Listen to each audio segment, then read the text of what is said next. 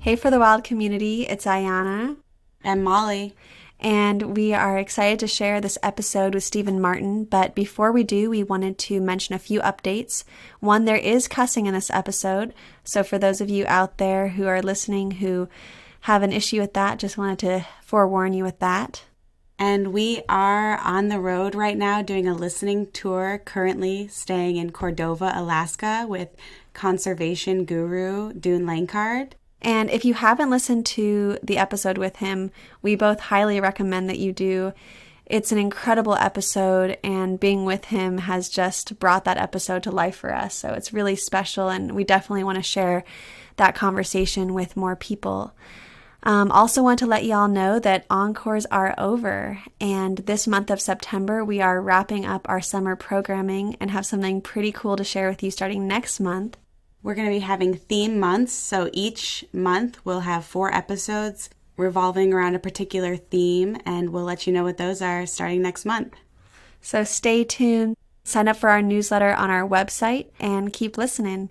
All right, now on to the show. Yeah, he, yeah, he, yeah.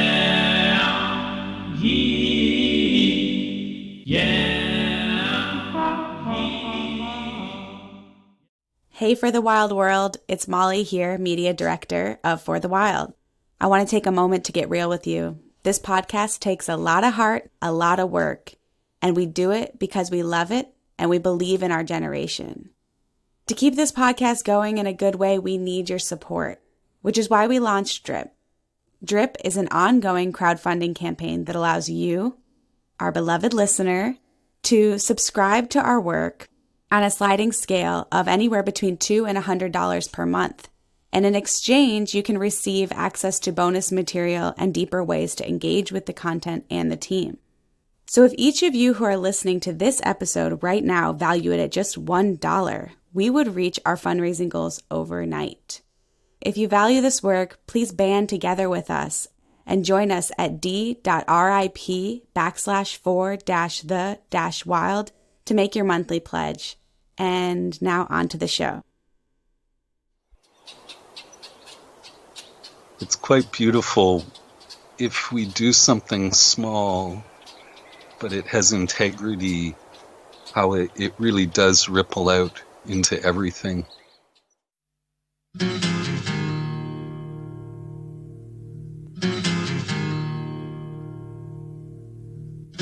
The silence is broken by somebody crying, trying to be heard, never a word.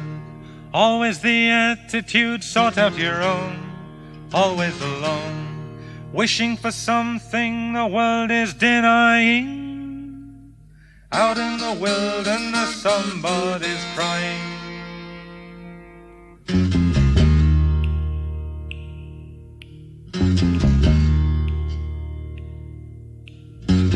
Somebody wishing for something to happen, wishing to tell, wishing to help. Someone was listening, someone who cared, never despaired. Someone to lean on and someone to trust, who needs your assistance and finds your disgust.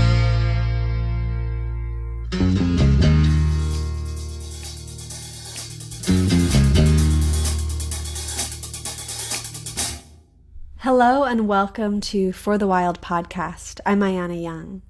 Today we are speaking with Steven Martyn.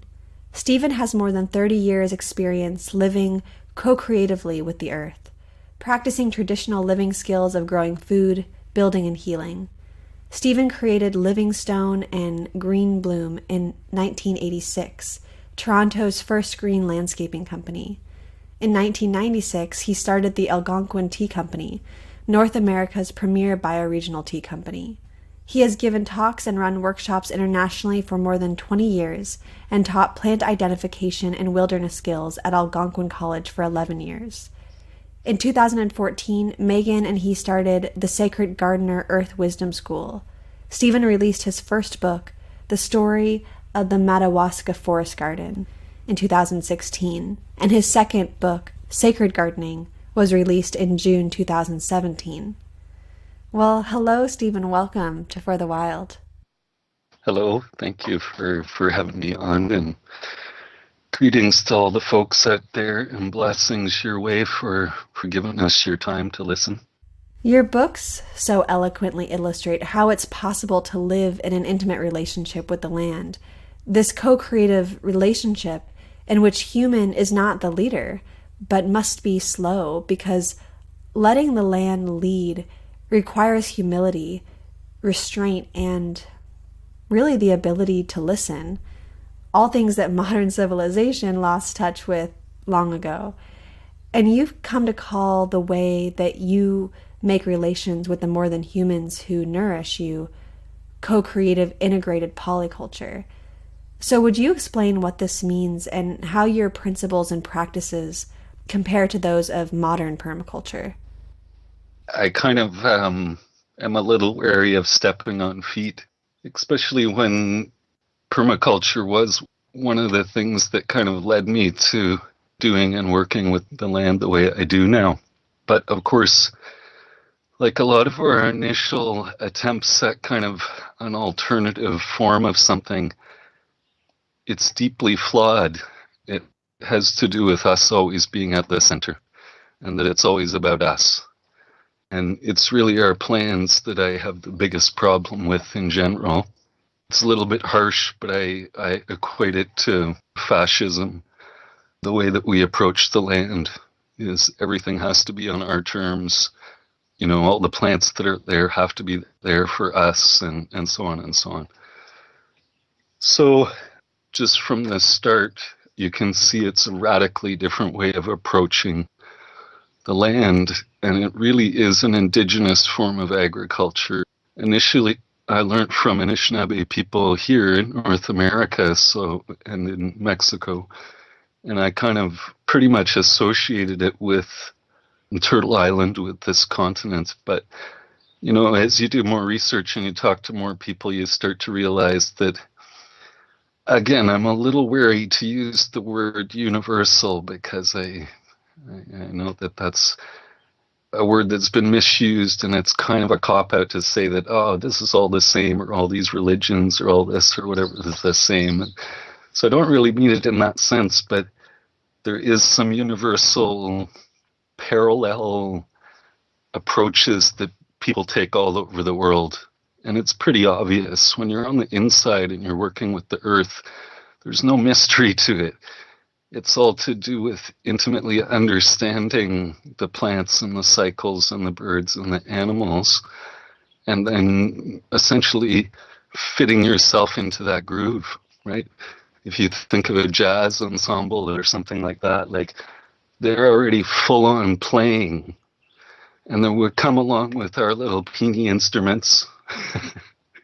I've never made this metaphor before, but you start to see that, like, we really interrupt an orchestra that's already in the middle of its movements.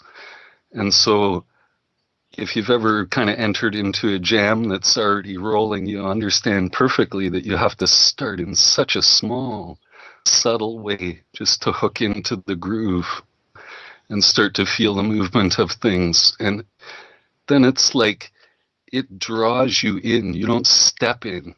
You stand at the edge of it and you sing your sweet little song, and you hope that nature will accept it and draw you in. And there's no choice involved. It's not something we have to choose. And then I guess there's a choice to go along with it or to reject it, you know, for your rational mind or your industrial mind to kick in and then suddenly go, oh, we were floating off a little bit too much there into whatever that other dimension was. And let's all come back, because, you know, let's face it, we all spent 12 years in school or 16 years in school learning how to come back to the point. And it has its uses and its purposes, but clearly it's not what life's about. Entering into the flow of things is not something that people understand, you know. And again, maybe if you're a surfer or a jazz musician or something like that, then you get it, because it's something you live all the time, where there's something bigger that you're riding, much, much bigger, you know, than you. And as you said in the intro, you know, have some humility and take it slow. Your gardening philosophy speaks to that you were a forager before you were a gardener. And similar to traditional agroecological methods of indigenous peoples all over the world, your approach increases the biodiversity of edible and medicinal plants within the natural landscape. And I want to ask, do you think your gardens are supporting the resiliency of native forest in which they are embedded? Well, if you read the book, then I guess you're asking that question about the property at the Madawaska, in which case there's some really interesting and really lovely kind of things. I talk about this, I think, in the book, where it was kind of unintentional, but it's a long story. But I created a clearing. I introduced about 100 different species, and then I watched what happened over the years. And in the early years, essentially, I'd created a salad buffet for all the animals in the forest, because, of course, in older growth forests, like mature hardwoods and stuff, there's actually very little to eat. And this is true everywhere. Old growth in the West Coast is also true. Very little to eat in the forest. It's really transitional lands where we can forage a lot more. So, I introduced this buffet of all these lovely plants, and indeed they were disappearing as high as a rabbit could reach, because there was a rabbit hole right in the center of the site that I'd created. And I guess it was pretty much his site. So I was thinking the second year, I was like, oh, geez, maybe this all has to happen bigger. And then you introduce the predators as well, and on and on and on, in that kind of way of thinking. But of course, I don't jump to things anymore. So I was just rolling this around. Another year or two pass, and a fox moves into the rabbit hole, and suddenly all the predation on the ground stops. Basically, I realized I'd kind of created this, what I call a green bomb. So it was like waves that went out into the ecology from the fecundity of this little co-creation. So yeah, I guess to answer your question, for sure it's enhanced the area massively. And I suspect the real estate is quite valuable for the foxes and for the bears and for the deer and for the moose and for everyone who frequents it. I think it's very valuable. Another little brief story that's also so lovely is that the moose in that area are heavily stressed by, it's not Lyme disease, but it is something that ticks carry, and it kills the moose, but it doesn't kill the deer. So they're under a lot of stress, and you can see it if you run into a moose in the early spring. They look rough. So anyways, what I realized at a certain point is that the moose were all coming and self-medicating in my garden. So they were taking like the wild quinine and echinacea, but in medicinal dosages. Like they weren't clearing it out. They were just kind of nibbling at it every day and stuff. And so it was also like a living pharmacopoeia for all the animals, right, in the forest there. So it's quite beautiful. If we do something small, but it has integrity, how it really does ripple out into everything. I love imagining this pharmacopoeia in the middle of a forest that our non-human relatives frequent for their ales. That's so beautiful. And I was thinking about the rabbit and the fox and the deer and what would happen to these small gardens if they weren't fenced. Because I know where I live that if even an apple tree with no apples isn't fenced, a deer will come and really eat all the fresh new leaves, which actually it just happened to me a couple of weeks ago. So I'm wondering, how is this garden able to evolve with the browsers and the ungulates and all the creatures that do eat the green? Yeah, it's a good question. And the truth of it is the fruit trees have been devastated from the bears and the deer in the area. But I don't know if it's clear from the book, but I don't actually live there now. And so the garden, in a sense, have made it as an offering, or maybe in a less romantic way as an experiment, just to see what will happen. I did have gardens, though, there that I protected from the four-legged ones. And again, it's knowing how they think about things, like for deer in particular.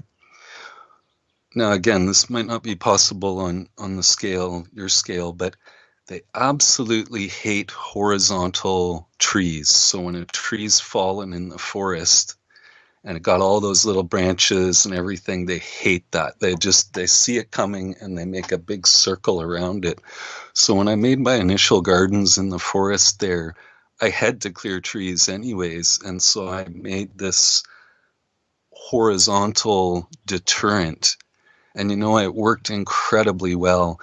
And there's a few little tricks with deer as well that you can do with little hoops of wire coming out of the ground, about 3-foot hoops, and they're in arcs away from your garden. And there's something about, and they overlap, the arcs overlap. So yeah, I don't know if you can picture that, but there's something about deer won't jump distance. They can jump height. But if something's crowding in on their forelegs, they always back up and then they just take a pass on it. And again, with all of these things with the wild animals, the big trick is that they don't get a taste in the first place. Because once they actually get into something in your garden, then it's pretty hard to turn that one around, right? And even year to year, they know that, in the spring, there's those buds that taste just like ripe apples, which if you've ever eaten an apple bud, the early leaves and the buds do taste like apple. They're actually sweet and really amazing tasting. So you can't blame them. And it is their space, right? We always have to remember that it's their space. We're the trespassers here. So it's such an individual call for you, for your space. And I think that's the message, is that there is no kind of general rules. You have to negotiate with those animals in that space. And maybe you plant a tree for them. Maybe you plant something else for them. Even salt licks, lots of other things can act as deterrents for them eating your stuff, because you're making an offering to them as opposed to just being an intruder in their space and laying out this delicious food for them.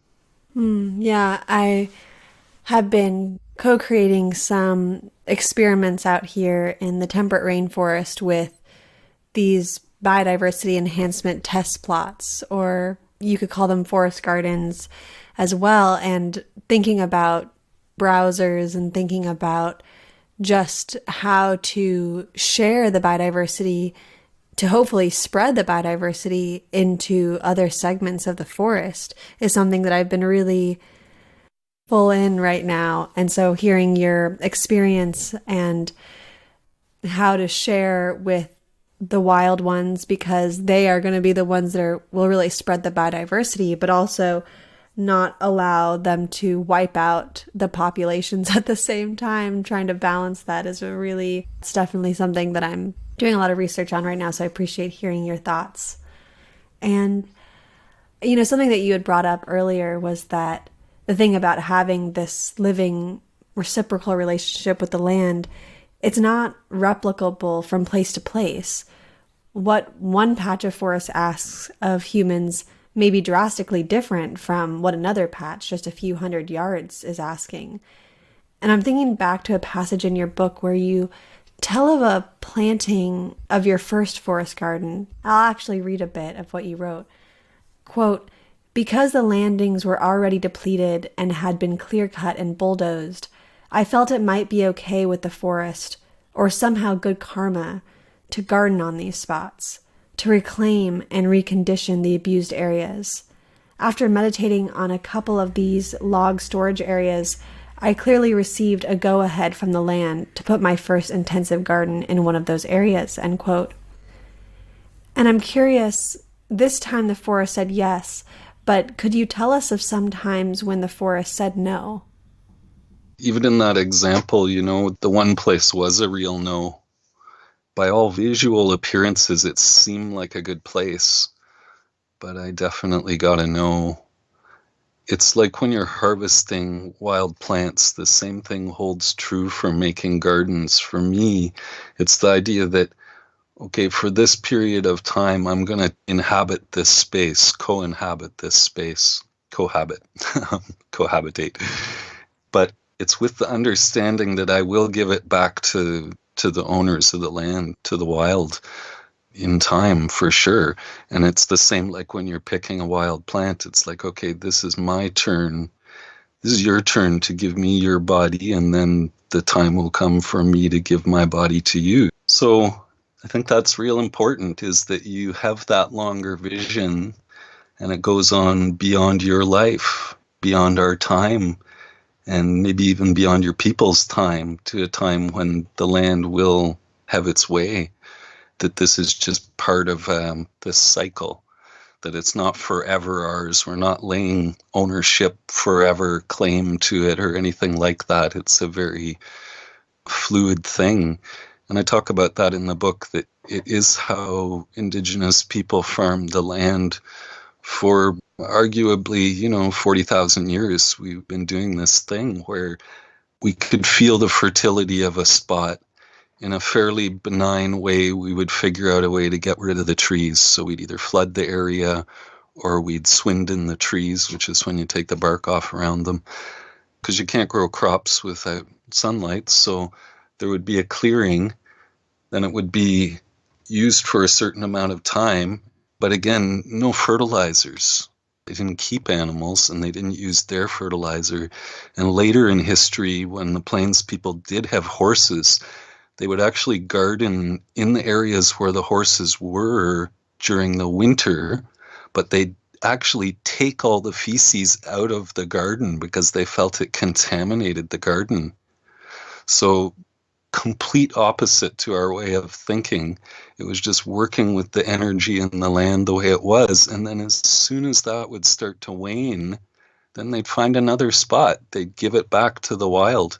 And I think, this whole idea, our early agricultural humanity was dramatically different from hunters and foragers, is just not true, because I've lived it.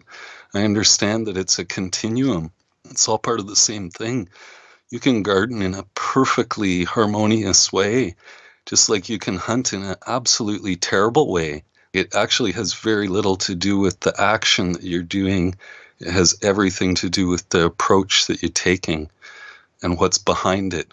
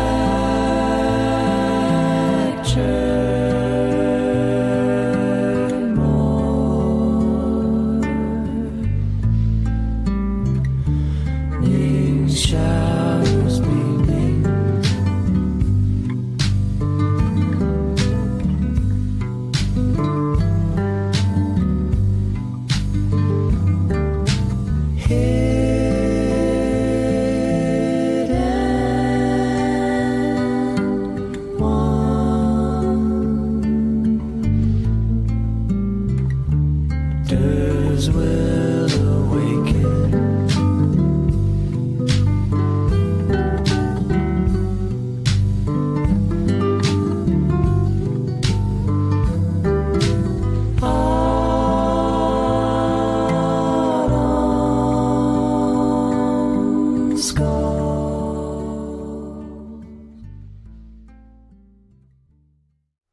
You said that you added hundreds of pounds of mulch from the forest and a ton of silt from the riverbed to your first forest garden. And I'm wondering, how did you make those decisions? Yeah, well, the silt for the riverbed was really so that I could have water in the summer. I had to dig a pond, essentially. And so when the muck came out, rather than just slopping it on the side, I took it in buckets and I walked it up the hill to where the garden was. But it's a good question, and for me, all of those decisions are still incredibly painful and difficult to make. Once I make the decision, I've learned that it's good to execute it with confidence, but making the decision is arduous for me. And deciding to even cut down a tree, or we're building a traditional structure here. And so I know that piece of land is going to be compromised by what I've put there for hundreds of years, maybe, possibly. So the debt that I feel in the taking is so painful that any of those decisions they're brutal. And a lot of the time it takes me years to come to something, because even though I know it has to happen, I wait till whatever, the trees completely shading half the garden or something, and then something at some point kind of says it's okay. And this is one of my teachings too, is that we all have so much shame about our ecological and cultural destruction. I'm generally saying we, like white people, but I think we in the first world, we could say, have all done our good fair share, no matter what our skin color is, of consuming and taking and wrecking unwittingly. So we're all filled with this shame, but then it gets misplaced into things. And so, again, I don't want to offend people, but you become a vegan or animal rights person or something like that without even understanding that there's a way of working with animals that's not only ecologically sound, but that was sanctioned by divinity. All our early relationships with plants and animals came from the gods directly and the goddess directly. So there's nothing profane or degrading about the very nature of agriculture. And this is my big teaching for people, because I see it clear as a bell.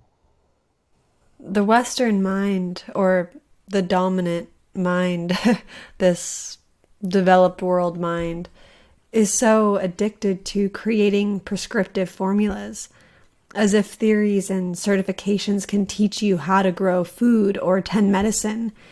And as a byproduct, we make compromises and justify the heavy input of external resources, as long as they follow our so-called holistic or organic methodologies.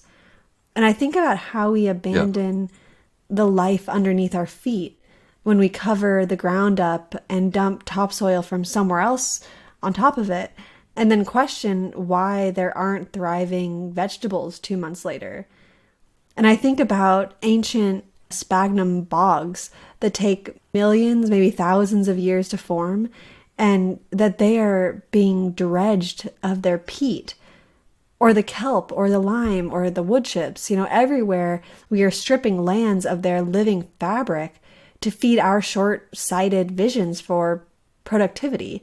Yet, quote, people need to make money, so no one stays in one place or has access to land that isn't totally exhausted. And the earth is overwhelmingly degraded and simply cannot support 7 billion wildcrafters or co-creative polyculturalists for that matter.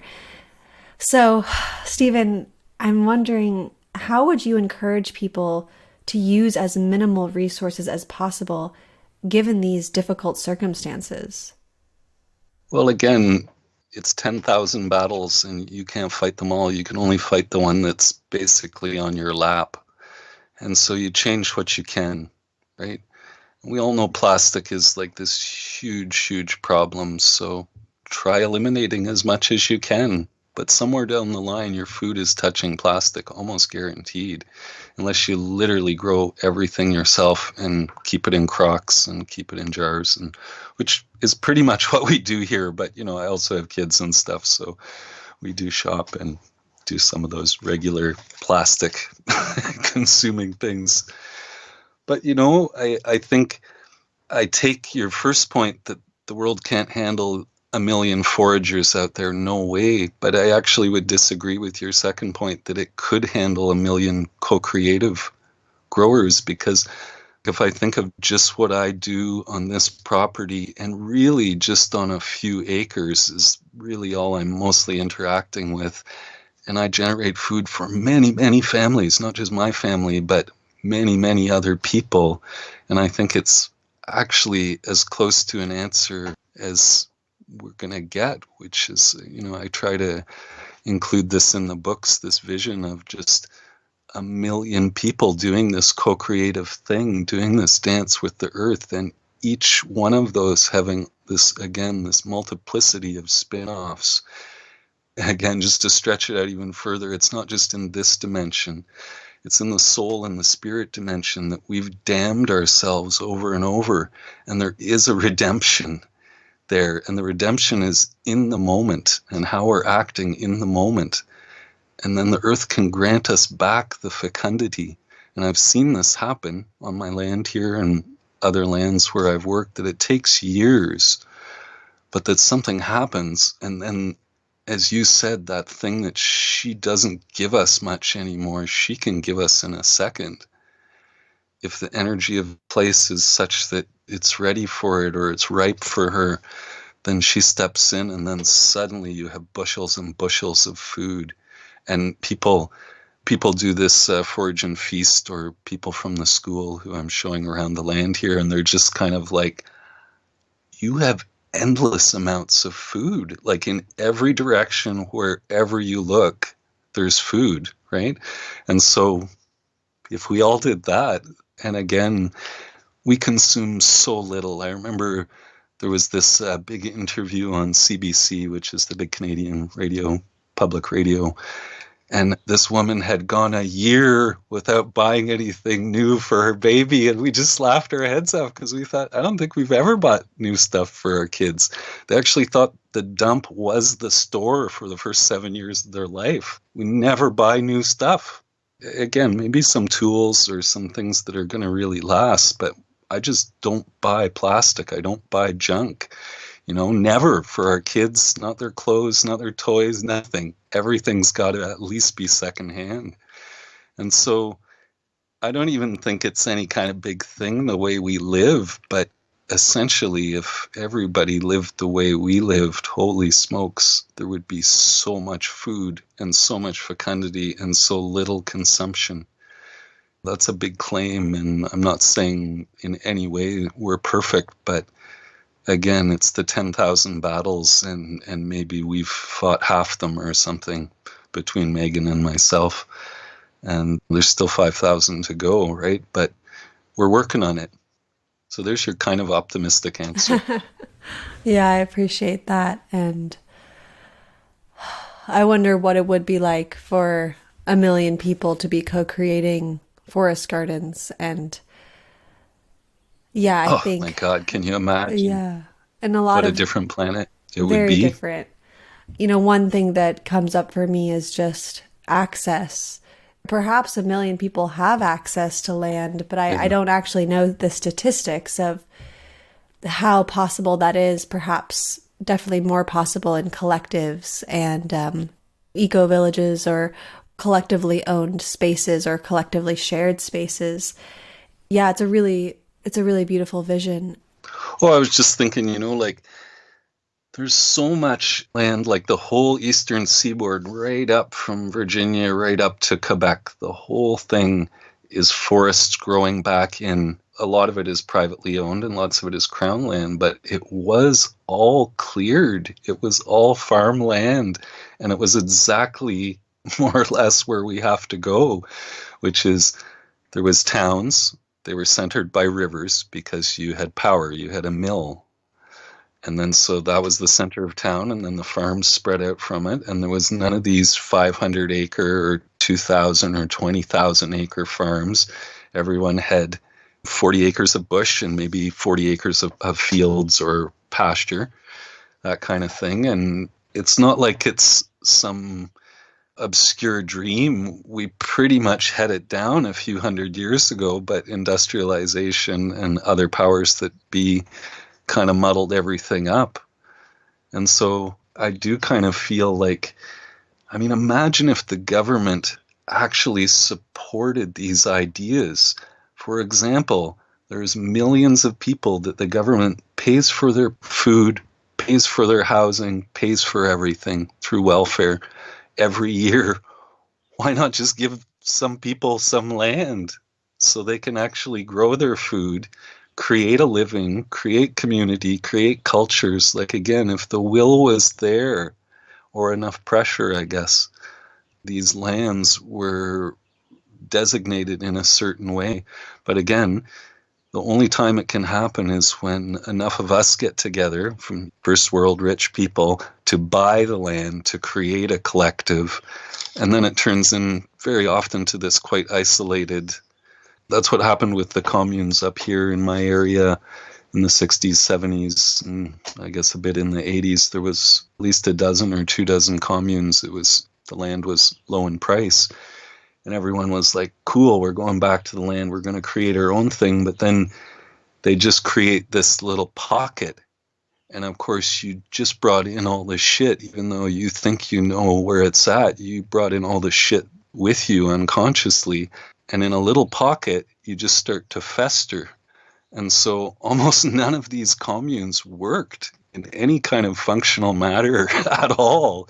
And it's still going on. There's a whole nother wave of people trying to recreate the exact same thing. And it's like, no, you need a bigger community. You need a village.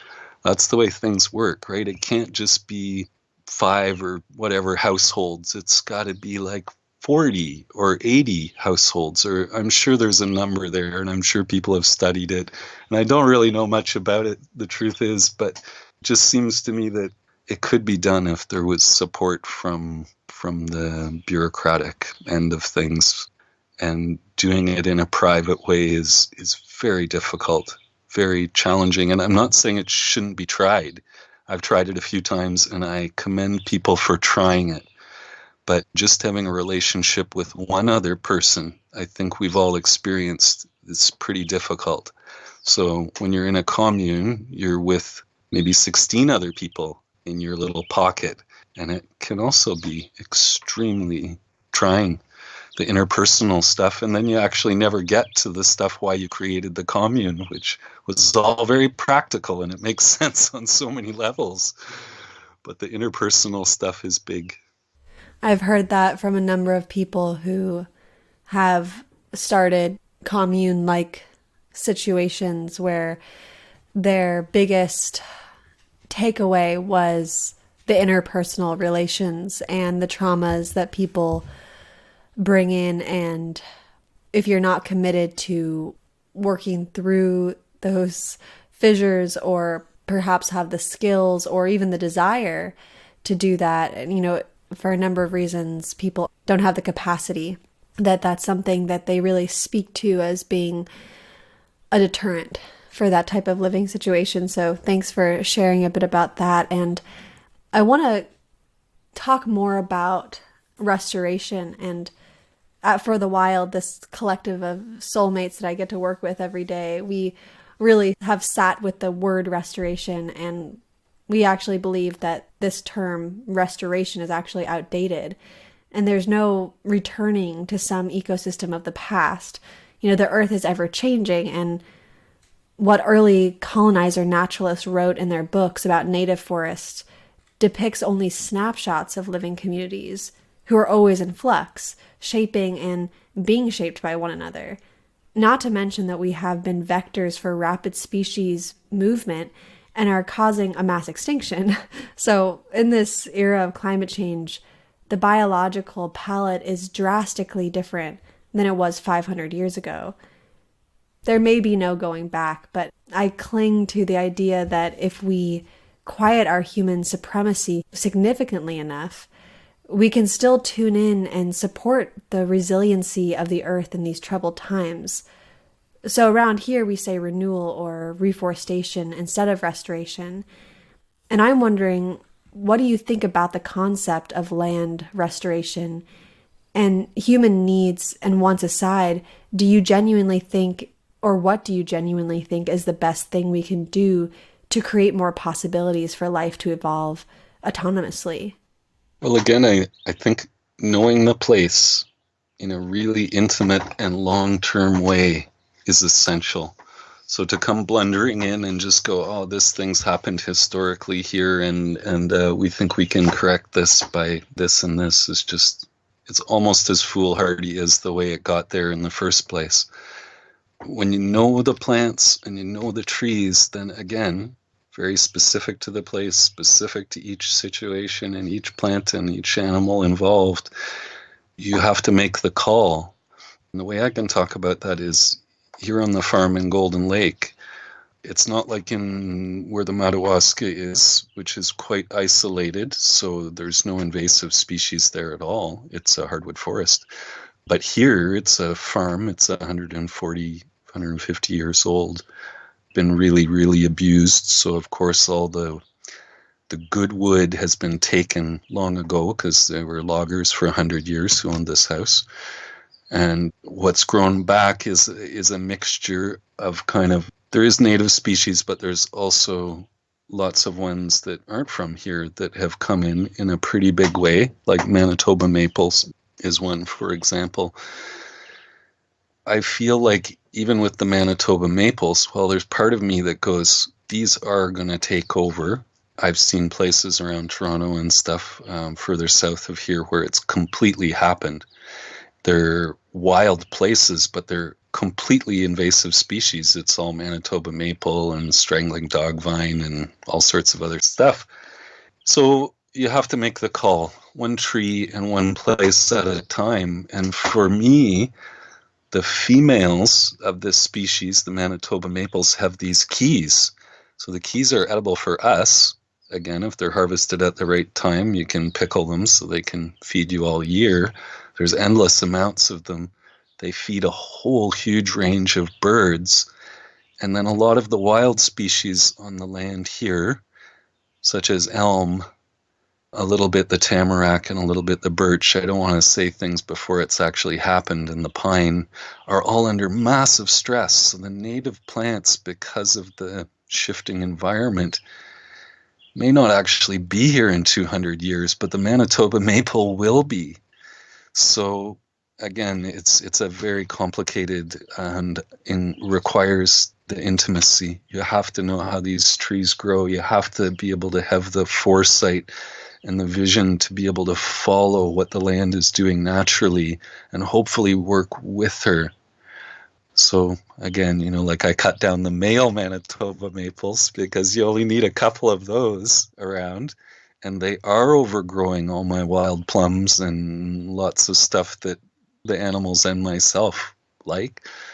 But again, it's tree by tree. You make those decisions. If you make a blanket decision about anything like this, it's Dachau. It's complete fascism. It's like when you go, okay, all white people or all Jewish people or whatever, they have to go. Like, it's like, no, you never do that with anything. You stepped way off the path by that point. Thanks for bringing up invasives. It's a debate that I've heard a lot of different thoughts on. Invasives are a challenging and contentious subject. Animate beings are demonized and eradicated through chemical warfare, and rarely is there an inquiry into what ecological function they may be filling or remediating, or what human actions actually created the conditions in which they are now thriving in.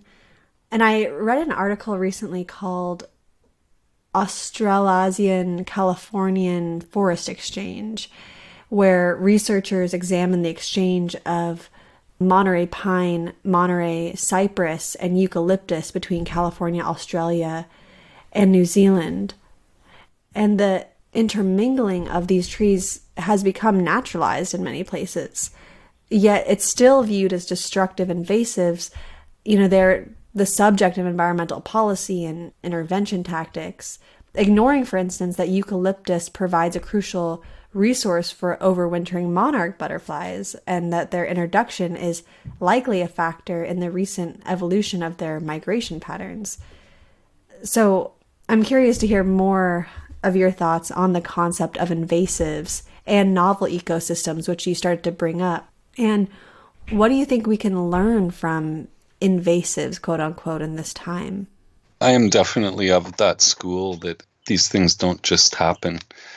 There's a strong theory linking certain plants like teasel and Japanese knotweed that they come in specifically at the times when the lime comes into the area, when ticks and lime come in. So just as one example that is completely ungraspable to our rational mind, that somehow there's enough intelligence in the earth that we are actually being provided with the very plants we need. Some other really good examples are like plantain and broadleaf plantain and dandelions. Dandelion was an extremely rare plant before Europeans were here, but it was heavily, heavily used by indigenous people once it arrived, and same with the plantain, the white man's footsteps, as they called it. You know, so there's lots of these plants that literally, as we've come in as this colonial destructive force, beauty is following in our wake from the earth. This healing wake of plants is right on our heels coming in behind us. And so things like dandelion, which there's a multi-billion-dollar year industry to get rid of them, are the very, very medicine we need in developed countries, because it's liver and it's urinary tract and it's cleaning toxins from our system, and it's doing the exact things that our destruction has caused in the earth and then in our bodies, the depletions. And so over and over again, what's seen as invasive species isn't to say that some of them aren't really destructive, but I think, again, our knee-jerk reaction has to be really checked. In my area here, too, there's a plant called purple loosestrife that was a European decorative plant. It is a medicinal plant, like most garden plants were originally all medicinal plants. So it made its way over here, and then it got into the wetlands, and the government spent millions and millions of dollars and millions of human hours pulling this plant from the wetlands. Well, two things happen. It's like the coyotes. There's certain animals and plants that the harder you push on them, the more they breed and the more they actually grow. And so not only were we doing the wrong thing to get rid of them, but our whole theory was that they don't have predation over here. They're going to make the passages in the wetlands hard to get through and blah, blah, blah. Well, the truth is the land is drying up here in North America. They're exactly the right stage plant and the right niche to come in those environments. Now they stopped pulling it because it actually has natural pathogens, natural predators and stuff that have found it here, found it to eat, found it to breed with, and all those things. So again, even the ones that we're absolutely convinced is bad for the environment, 10, 20 years later, it looks different, and maybe we were wrong. So that's what I think about that, is just the knee-jerk reaction. Really, really, we have to watch that. And of course, it is a form of racism. It is a form of puritanical thinking to think that, oh, you know, just native things should be here. It's like, well, how do you think they got here?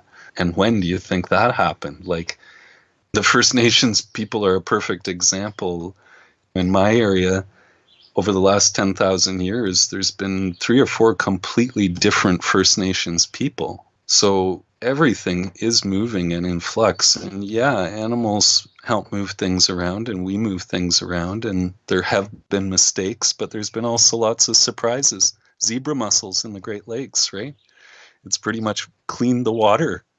These things that were considered a blight, which of course it was a blight to industry because they were blocking the inflow valves and stuff. But anyways, yeah, I could blab on and on for the rest of your hour about this. So.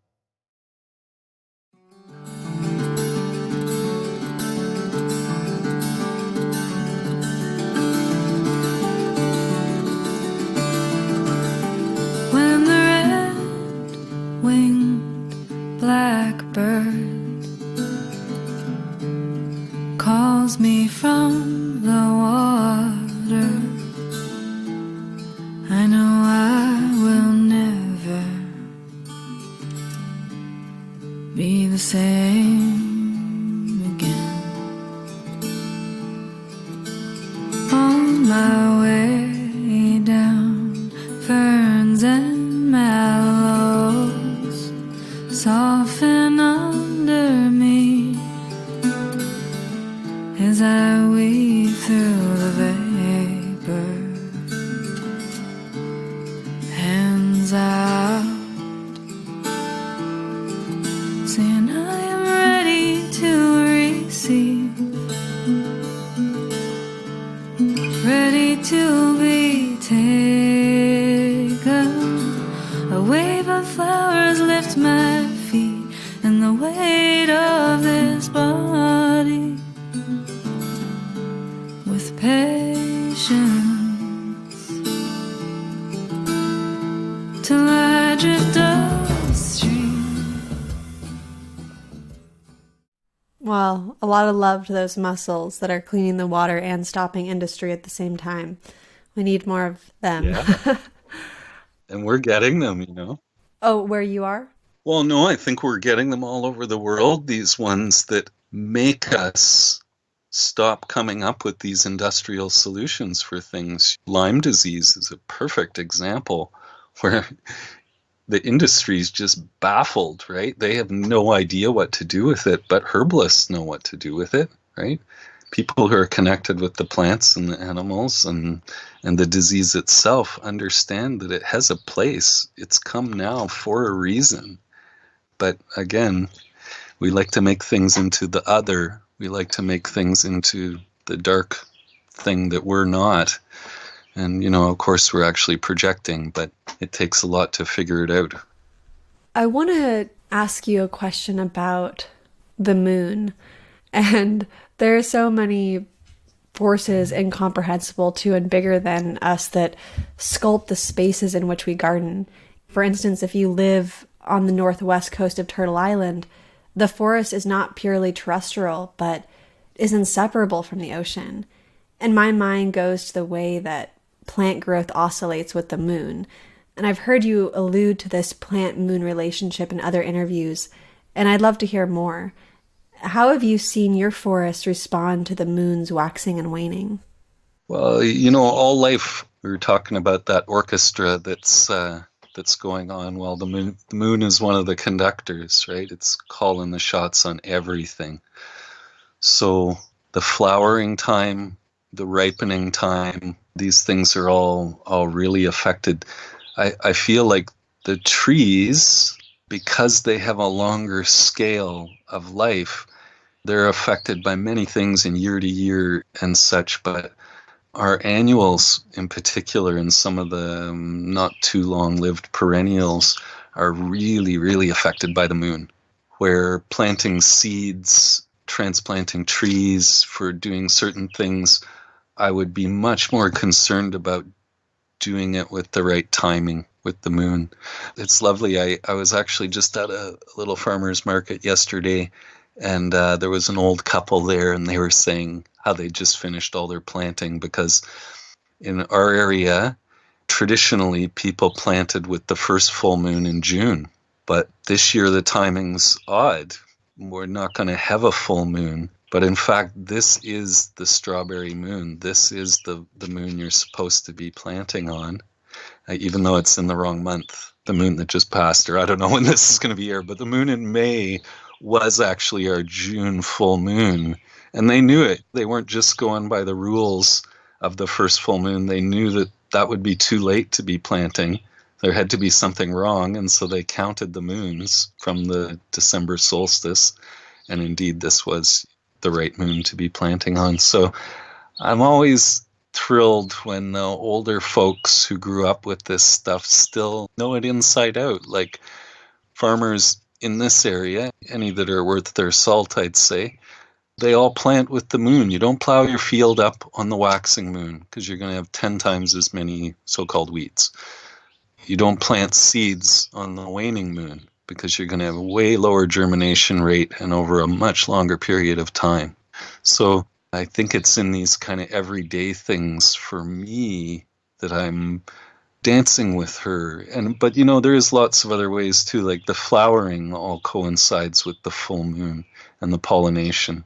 So there's lots of kind of subtle ways that I don't even think I'm thinking about anymore. I'm just so enmeshed in this environment that for me, the calendar and all that stuff has no time, has no real relevance. I completely go by the moon, the plants, the reptiles, all the other things that are signaling what time it is. And everything is signaling a time to do something, right? So like, for example, the fireflies will be starting very soon here. Now, when they're starting, this is the time for harvesting birch bark. It literally peels itself off the tree. It's an incredible thing, and you just have to hit it at the right time. About 2 weeks ago, the oak leaves were the size of mouse's ears, and that's when the morels come out, exactly at that point. So everything's so all mixed in that I'm not consciously, except for seeding and plowing and stuff like that, I'm not consciously really thinking about the moon. I'm just watching all my friends here and where they're at with stuff, and then I know when the right time to move is. I love hearing that response from you.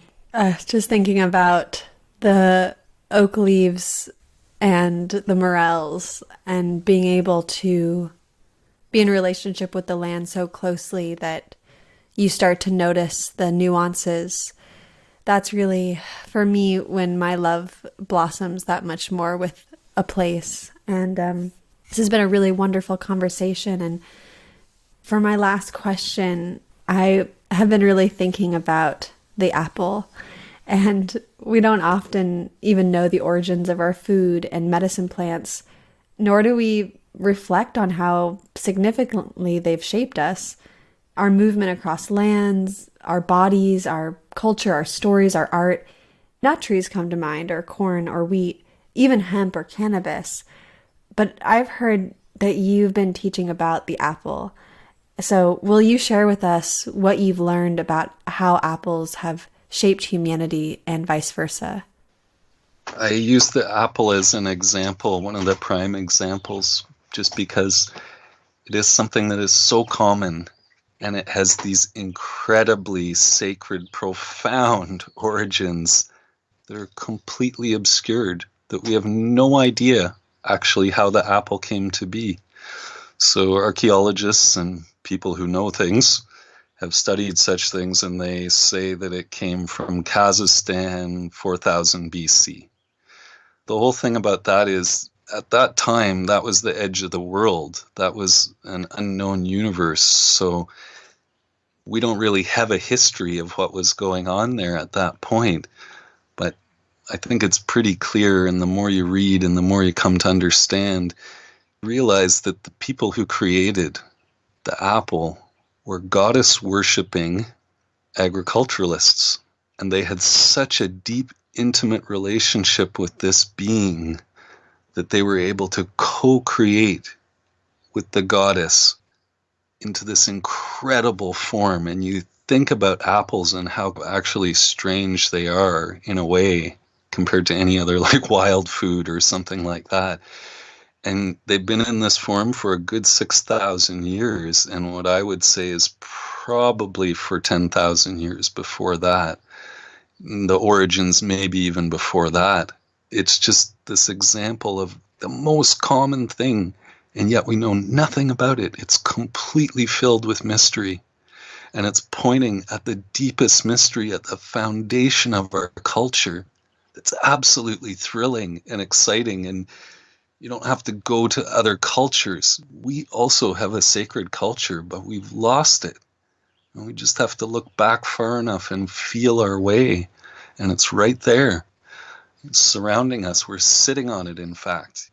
It's everything. Our chairs, our tables, all of these things have mystical, sacred origins that have been obscured by our history. So that's a little bit about the apple.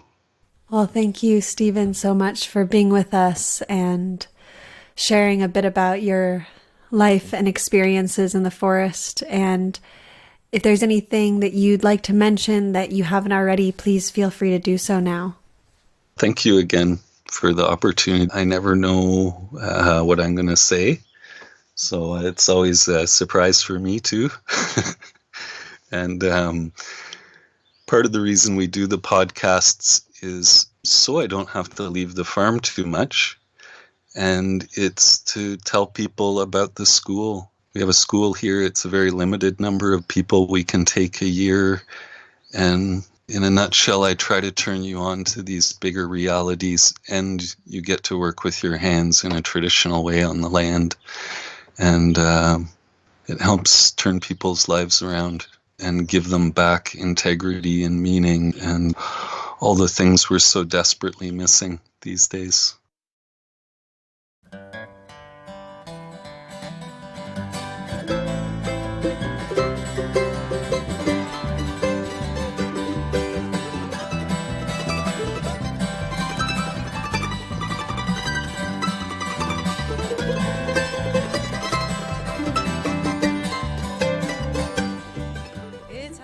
Thank you for listening to For the Wild podcast. I'm Ayana Young.